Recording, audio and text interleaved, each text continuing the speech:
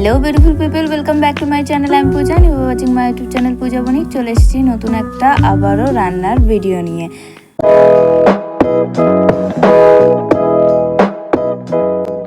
তো তোমরা তো অলরেডি দেখেই নিয়েছো যে আমি আজকে বানাচ্ছি সাবুর পোলাও। আর সাবুর পোলাও বানানোর জন্য আমি এখানে জিরে ফোড়ন দিয়ে সবজিগুলোকে নুন হলুদ দিয়ে ভেজে নিয়েছি আগে থেকেই। আর এখানে সবজির মধ্যে আছে আলু, বিন, গাজর, টমেটো, কাঁচা লঙ্কা আর দিয়েছি আজকে পেঁয়াজ। তোমরা অবশ্যই এই রান্নাটা নিরামিষভাবে করতে পারো, কারণ সবাই এটা নিরামিষই করে। আমিও এর আগে করেছিলাম দুবার, কিন্তু আজকে একটু এক্সপেরিমেন্টের জন্য পেঁয়াজ দিয়েছি। এবার এদিকে আমি কাঁচা বাদামগুলোকে একটু লাল লাল করে ভেজে নেব। আর আরেকদিকে আমি এই দেখো সাবুগুলোকে আগে থেকে ভিজিয়ে জল ঝরিয়ে রেখে দিয়েছিলাম। আর আমি এখানে নিয়েছি মোটা দানার সাবু। তোমরা চাইলে মোটা দানার সাবু নিতে পারো, আবার সরু দানার সাবুও তোমরা নিতে পারো।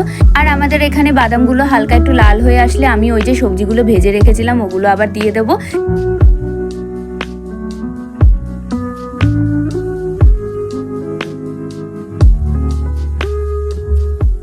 মা দেখো এখানে টেস্টের জন্য একটু ম্যাগির মশলা অ্যাড করছে। তোমরা চাইলে এটা স্কিপ করতে পারো, ঠিক যেমনটা তোমাদেরকে আমি বলেইছি পেঁয়াজটা স্কিপ করতে, ঠিক সেরকমই তোমরা ম্যাগির মশলাটাও স্কিপ করতে পারো পেঁয়াজের সাথে সাথে।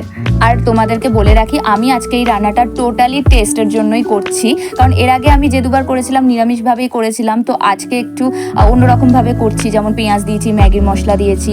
তো ওই জন্য তোমাদের সাথে রান্নাটা একটু শেয়ার করছি। তোমাদের যদি ভালো লাগে তোমরা অবশ্যই আমার মতো করে রান্নাটা করতে পারো। আর হ্যাঁ, আমি ভাজার সময় এখানে টমেটো সসও দিয়েছিলাম, যেটা আমি দেখাতে ভুলে গেছি। আর আমি এবার ওই জল ছাড়ানো সাবুগুলো দিয়ে দেব।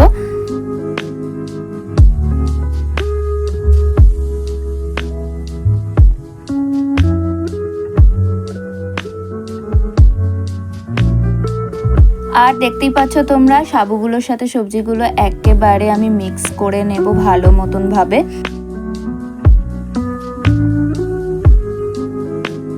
আর এখানে তোমরা দেখতেই পাচ্ছ কি সুন্দর কালারফুল লাগছে দেখতে। তোমরা এখানে আরো অনেক রকম সবজি অ্যাড করতেই পারো, যেমন মটরশুঁটি, ক্যাপসিকাম, যা যা তোমাদের পছন্দ।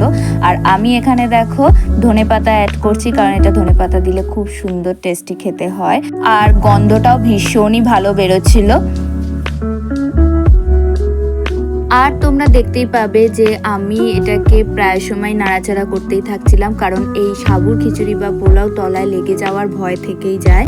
আর এবার আমি দিয়ে দেব অল্প পরিমাণ গোলমরিচ গুঁড়ো টেস্টের জন্য। অফকোর্স তোমরা এটা চাইলে নাও দিতে পারো যদি আমার মতো করে বানাও তো। আর দেখো আমি যে ওই বাদাম ভেজেছিলাম সেখান থেকে কয়েকটা বাদাম আমি তুলে রেখেছিলাম, এটাকে আমি একটু ক্রাশ করে নেব। আর এই ক্রাশ বাদামটা সাবুর মধ্যে যদি দেওয়া হয় তো একে একটার সাথে লেগে যায় না, আর ঝরঝরেও হয়।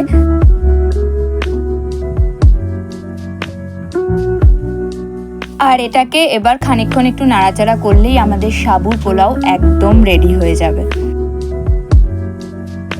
আর এই সাবুর পোলাও অনেকেই অনেক রকমভাবেই বানায়, তোমরা ইউটিউবে প্রচুর ভিডিও পেয়েও যাবে। কিন্তু আমি যেহেতু আজকে সম্পূর্ণ নিরামিষভাবে করিনি, কারণ তোমরা দেখতেই পেলে যে আমি পেঁয়াজ দিয়েছি, ম্যাগির মশলা দিয়েছি।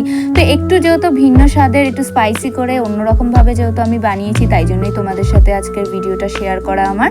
আর এই দেখো এখানে আমার সাবুর পোলাও একদম রেডি। খুব খেতে টেস্টি হয়েছিল, স্পাইসি হয়েছিল, একদম অন্যরকম দারুণ খেতে হয়েছিল, মানে ভাষায় প্রকাশ করা যাবে না, এতটাই ভালো হয়েছিল।